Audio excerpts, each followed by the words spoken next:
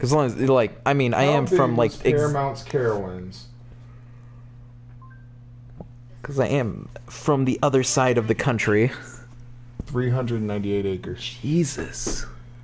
And American dollars. every Halloween they do Scarowinds. Nice. And so they open the park up at night and have That's a what I haunted. said. They turn the whole park into like a haunted house. Sick. And you can ride the rides in the dark. And it's fucking. I've not gone, but I've been told it's fucking intense. Really? Yeah. Yeah, because I know, like, Disney does some shit like that. I'm always envious, because it's like, I don't know what other people might think of it, but I've always loved Disneyland and shit like that. Like, I love gimmicky shit. Never been to a Disney theme park. You haven't even been to Disney World? You're pretty close to it. It's only a state I away. have no desire to go. Really? Yeah, because when we were kids growing up, Oh god, it's Freddy Krueger. my father was an alcoholic. Uh-huh. And so at one point, he's drunk on the couch watching NASCAR in our shitty trailer. Okay. And he promised to take us to Disneyland. Sure. And my mom fucking snapped. Was washing dishes, grabbed a soapy steak knife, and just started stabbing the shit out of his arm with it. Oh my god. Yeah. And she was not aiming for his arm. Fuck. They're still married. Really? Yeah. And he's not doing well, and like, I'll put it this way: I hope my mom lives until my son is 18, Okay. and then once she passes away, he's the only one I'm gonna keep in touch with. Fuck my sister. Fuck my other sister. My dad's still alive. Fuck him. I have no desire to like keep in touch with either of them after my mom. Wow. I mean, I don't have the best relationship with my family, but I really only genuinely dislike my mother and like most of her side of the family because they're just very conservative and ignorant in really clear like ways to it. Sorry. Oh, I no. love that if you pop their tires, they go. Is crush. But yeah, what I was gonna say is I've always been like kind of envious of the people who can go to. Oh, they're like who can go to at least some theme. Hold on, I'm not gonna be able to hear you. Okay. Go ahead. Okay, but yeah, you hear it the most with Disney because that's the one people do this with the most. But just like a theme park that people will go to on a consistent basis. Like the one that I hear a lot is like Aaron Hansen or Rocco Bodie from Mega 64. Like they go to Disneyland a lot. Like Rocco Bodie especially. Like he's very obsessed with Disneyland and he lives in California, so he goes like at least once a season, if not more often. And like even Mega 64, they do game days, which is basically they just do like a meetup with all of their fans at Disneyland, and then they do like a panel, like they'd be at a convention, and then they also get like other people. Like last time, I believe they had Nathan Barnett, and they had the Aquabats as well because they've worked a lot with the Aquabats. You keep being entertaining. I'm gonna take a bathroom break. Okay, you go for it. But yeah, it's just like the idea of going to a theme park often enough to just be really familiar with it. I've always been envious of that. I've always wanted to do something like that with some kind of theme park, and it's very intriguing to me, just like the commercialism base considered in it, but it's also the idea that it's less like owning things or being materialistic. It's like getting to have that experience and having like a view on it that no one else would have. And they do themed stuff like the Scarolins kind of thing, like Andrew was talking about, where they'll do like on New Year's they'll just stay open like all night at Disney, or they'll do all sorts of different stuff. Like Halloween, I believe they do something. I really still want to go to Disney World sometime since I actually live close enough to it. And they do at Epcot, they do the World Food Festival, where they just have all these carts for different foods from different countries of the world. and that sounds like a ton of fun. I've seen a few videos of like this one guy, Mr. Cheesy Pop, who before I actually did voiceover professionally, I looked up to him a lot because he is like a professional actor and voice actor who lives in LA, and he's really obsessed with Disney. And he's done a couple of times, gone to the Epcot park and done that challenge where he'll go there in the morning with someone, and then they'll just like have like meals and snacks all throughout the day and go to every country there. And suppose like they'll go to like Japan and they have like this frozen beer with like a frozen foam on top, and they'll go to like the Canada steakhouse is supposed to be really good, and they'll just get like stuff there. It'd probably be less great now because I don't eat meat anymore, and I don't know what options they would have that are vegetarian, but it seems like it'd be a ton of fun to go and do something like that. So you were talking about wanting to be able to go to one enough that you know the park. Yeah, well, yeah, it kind of got sparked because, like, with the Scarolins, it's like they do stuff like that at Disney.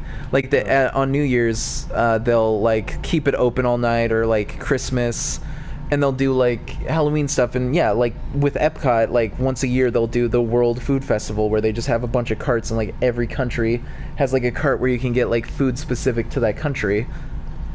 And I think that'd be pretty cool to check out. So here's a little North Carolina news for you. Oh boy, Twitter. An NC school district has banned the Confederate flag, KKK symbols, and swastikas in their new dress code. Which means girls couldn't wear shorts until now, like all the way to now.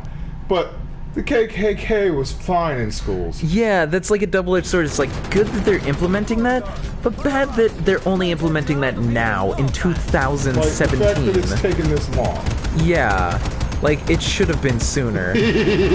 That's the thing shocking to me now living in the South, because I have always lived like in pretty liberal like Seattle. Yeah, and like I mean I did live in like people don't realize Washington State, it's mostly like Seattle and like the bigger cities there that are liberal. Like a good chunk of Washington State, in fact the vast majority going over the mountains, is super conservative.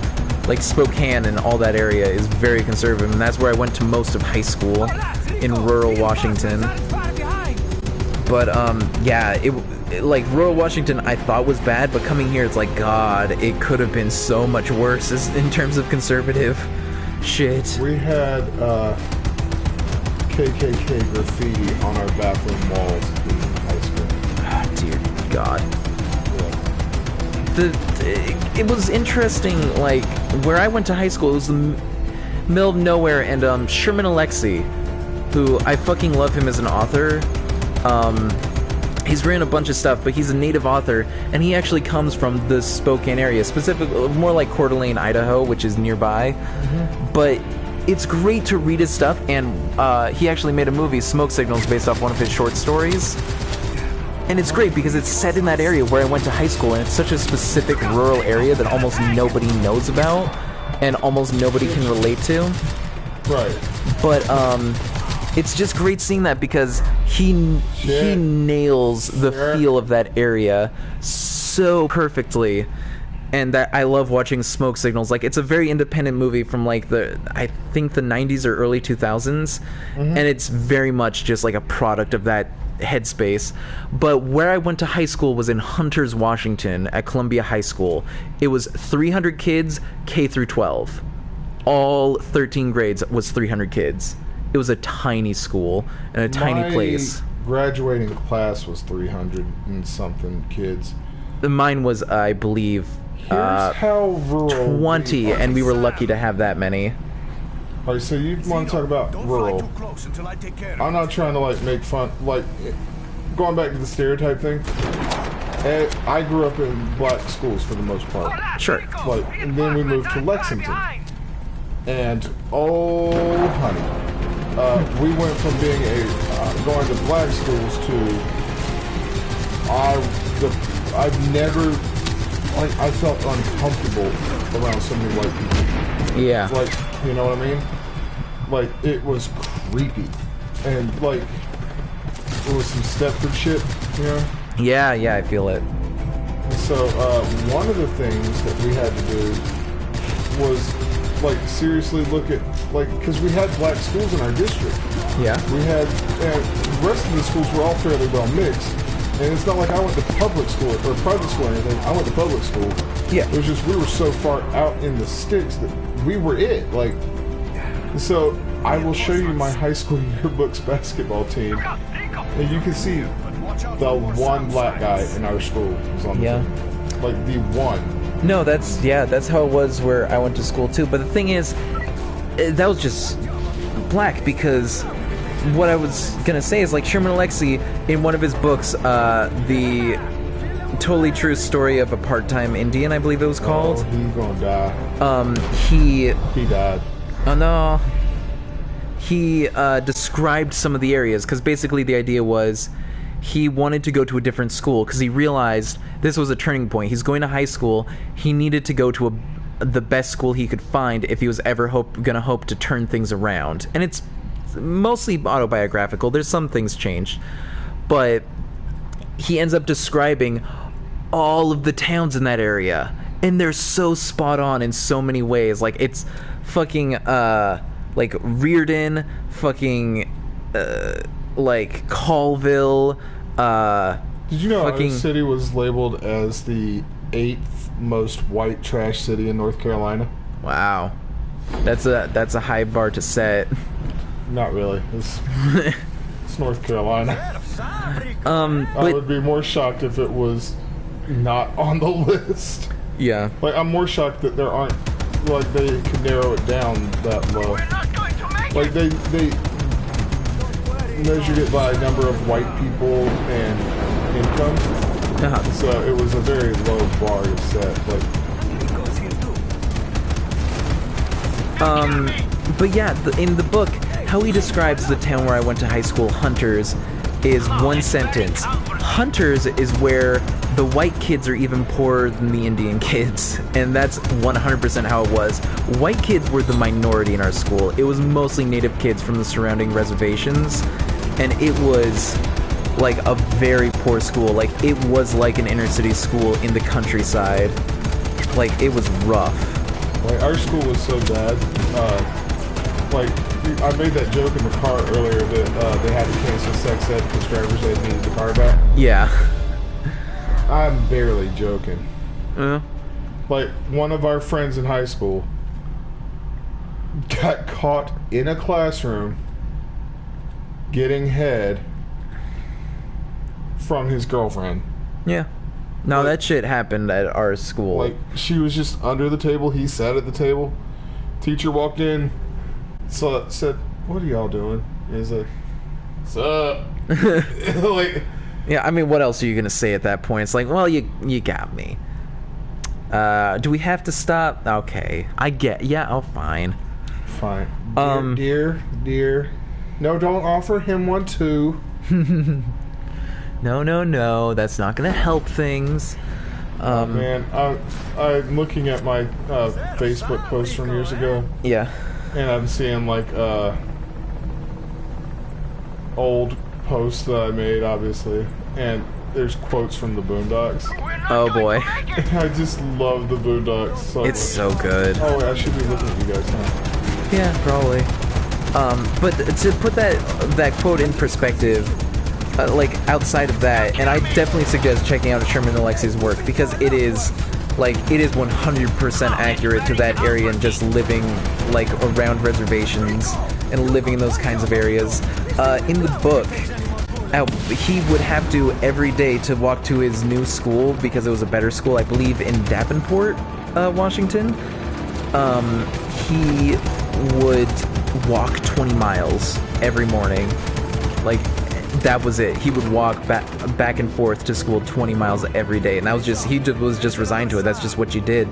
Like, I was lucky that I had a school bus, but it was like a 2-hour bus ride to school every day. And if it was snowy out, it would be a 3-hour bus ride. Why did I do that? I killed myself. Why? Indeed. But, like, to give you an idea of how crazy our school was, Yeah. our teachers made a point of pointing out that no one from